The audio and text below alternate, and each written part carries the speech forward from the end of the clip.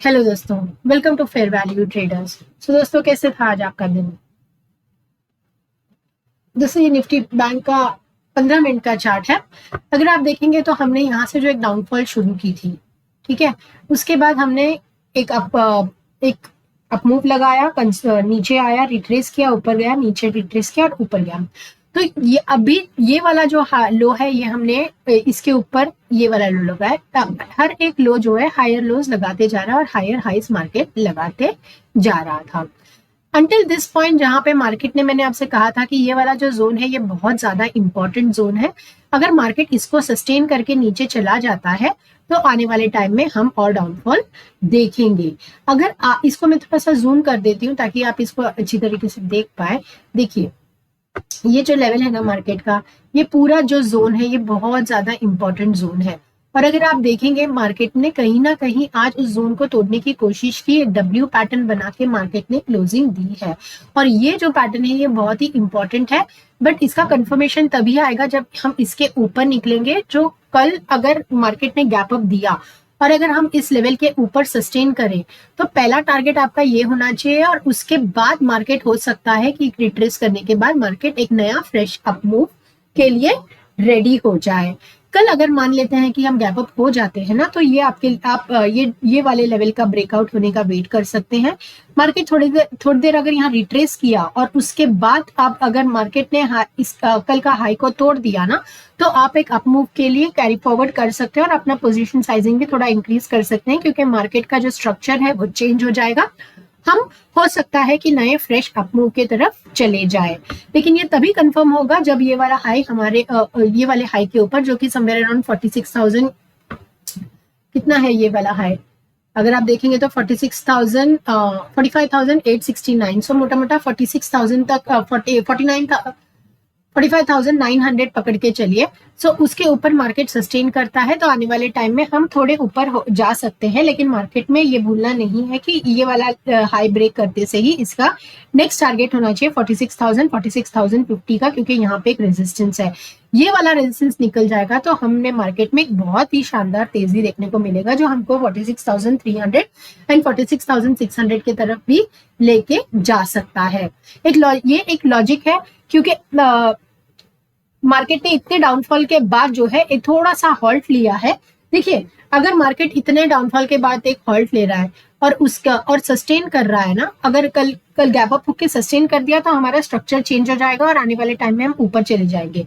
लेकिन अगर ये वाला कल अगर हम गैप डाउन हो गए और इसी रेंज के नीचे हमने ट्रेड करना शुरू किया, तो आपको फ्रेश डाउनफॉल देखने को मिलेगा मार्केट में, जो मार्केट को लेके जा सकता है 45,200 एंड उसके नीचे 44,600 तक भी। सो ये कुछ लेवल्स है जो हम एग्जैक्ट प्रिसाइज लेवल भी डिस्कस करेंगे। अभी फिलहाल एक लॉजिक समझ लीजिए। सो अगर हम गैप अप हो गए और इसके हाई के ऊपर निकल गए तो ये पहला टारगेट होना चाहिए, और उसके बाद आप 46,600 तक भी मार्केट को देखेंगे। और अगर हम गैप डाउन हो गए और इस रेंज के नीचे सस्टेन करेंगे तो एक फ्रेश डाउनफॉल का हम शुरुआत कर देंगे, जो मार्केट को और 600 से 800 पॉइंट नीचे लेके जाएगा। तो अगर हमें इसको आपको डेली चार्ट में दिखा दो, तो अगर मार्केट को आप ध्यान से देखेंगे तो मार्केट ने क्या किया है, देखिए मार्केट यहाँ पर नीचे गिरा, उसके बाद ये जो जोन है ना मार्केट का, जो कि है 46,000 एक मिनट 45,946 का, और उसके बाद जो है दूसरा है 45,330 का। ये जो जोन है मार्केट का बहुत ज्यादा स्ट्रॉन्ग सपोर्ट है, और अच्छी बात है कि 2 कॉन्जिक्यूटिव डे में हमने ये वाले सपोर्ट को ब्रीच नहीं किया है, 45,300 के लेवल को हमने नहीं तोड़ा है। तो जब तक मार्केट इस लेवल के ऊपर नहीं जाता, मैं मार्केट को पॉजिटिव नहीं मानती, और इस लेवल के नीचे जाएगा तो मार्केट नेगेटिव हो जाएगा, और वो लेवल निकल के आ रहा है 45,330 का। सो इसके नीचे जब मार्केट जाएगा तभी हम मेजर डाउनफॉल देखेंगे, जो आने वाले टाइम में हमको 44,404 तक भी लेके जाएगा। सो ये एक जोन है जहां पे आपको अपना पोजीशन साइजिंग को कम रखना चाहिए, छोटे छोटे प्रॉफिट्स बुक करते जाइए। मार्केट काफी वोलेटाइल है, जैसे मैंने आपसे कल भी कहा था। सो मार्केट में अपना पोजीशन प्रॉफिट बुकिंग करते जाना दोस्तों। और जब भी हम 45,946 का लेवल को तोड़ के ऊपर सस्टेन करेंगे ना, सो अभी मेरी बात ध्यान से सुनना। तो ये वाला जो हाई है, ये हाई निकलते से, इसको मैं हटा देती हूँ थोड़ा,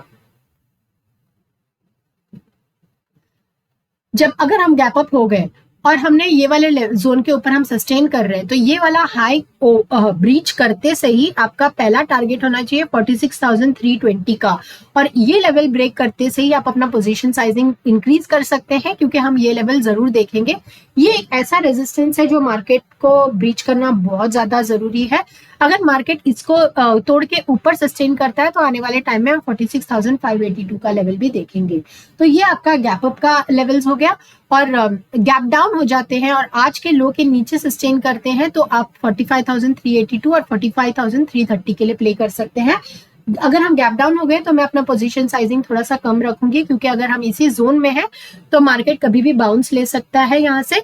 ये लेवल टूट जाएगा तब मैं अपना पोजीशन साइजिंग इंक्रीज करूंगी, और वो मेरा पहला टारगेट होगा 44,970 का। सो ये था as far as bank Nifty is concern. दोस्तों निफ्टी की तरफ अगर आ जाते हैं तो निफ्टी को अगर हम देखेंगे तो निफ्टी एक ऐसे लेवल पे है जो मैंने आपसे कल भी डिस्कस की थी, जो कि था 21,969 का। ये एक ऐसा लेवल है जो मार्केट को तोड़ना बहुत जरूरी है। निफ्टी आज पूरे दिन एक अच्छा पॉजिटिव सेंटिमेंट में ही रहा, लेकिन वो ये लेवल को क्रॉस नहीं कर पा रहा था। अगर ये लेवल मार्केट क्रॉस कर देता तो मैं कंफर्म कह सकती थी कि मार्केट हम एक नए ऑल टाइम हाई की तरफ वापस चले जा रहे हैं। 22,130 के ऊपर हम वहां तक तो हम जाएंगे। तो हो सकता है कि कल हम एक गैप अप के साथ खुले। सो अगर गैप अप खुल जाते हैं और इस लेवल के ऊपर सस्टेन करते हैं तो हमारा मार्केट सेंटीमेंट जो है वो चेंज हो जाएगा, और हम आने वाले टाइम में 22,130 का लेवल भी जरूर देखेंगे। लेकिन अगर हम गैप डाउन हो गए तो इसको एक डेली चार्ट पे समझने की कोशिश करते हैं कि किस तरह से दिख रहा है मार्केट।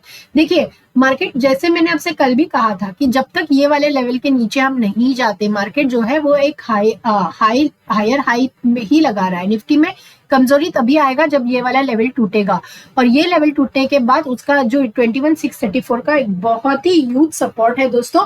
अगर ये लेवल टूट भी गया तो हो सकता है आने वाले टाइम में हम यहीं से बाउंस ले ले। ये लेवल टूटना नहीं चाहिए, ये टूट गया तो हमें ज्यादा कमजोरी मार्केट में देखने को मिल सकता है। सो अभी भी निफ्टी ने जिस तरह से होल्ड किया एक पॉजिटिविटी दर्शाता है। सो अगर कल हम गैप अप हो गए तो और ये लेवल के ऊपर निकल गए तो आने वाले टाइम में हम 22,133 आराम से देखेंगे ही, जरूर देखेंगे। और अगर हम तब तक हम हमारा पोजीशन साइजिंग थोड़ा सा कम रखेंगे दोस्तों। ये जो सपोर्ट है ना, तो जो मार्केट ने 2 बार लिया है, ये बहुत ही स्ट्रांग सपोर्ट है, ये टूटना नहीं चाहिए। तो अगर हम गैप डाउन भी हो जाते हैं और यहाँ पे आके रुकते हैं ना, मेरी बात ध्यान से सुनना, अगर हम गैप डाउन हो जाते हैं और यहाँ पे आके रुकते हैं ना 15 से 20 मिनट, तो आप यहीं से एक कॉल का पोजीशन बना सकते हैं कि हो सकता है कि हम फिर से ऊपर की तरफ निकल जाए। लेकिन अगर हमने ये वाला लेवल तोड़ दिया और इस लो के नीचे निकल गए, इस कैंडल के लो के नीचे निकल गए, तो आप अपना पोजीशन साइजिंग बढ़ा सकते हैं और आराम से 21,634 तक के लेवल के लिए प्ले कर सकते हैं। मार्केट का सेंटिमेंट फिर बेरिश हो जाएगा। सो गैप अप हो गए तो ये लेवल टूटते से ही आप 22,133 के लिए आराम से प्ले कर सकते हैं। और अगर गैप डाउन हो गए तो ये लेवल जो है, ये लेवल टूटने का वेट कीजिए। ये लेवल टूट जाएगा तो उसके बाद हम देखेंगे मार्केट में 21,634 का लेवल भी। सो ये था as far as Nifty is concern. दोस्तों वीडियो पसंद आया तो वीडियो को लाइक कीजिए, सब्सक्राइब कीजिए। मिलती हूँ कल एक और वीडियो में, तब तक के लिए good bye and God bless you.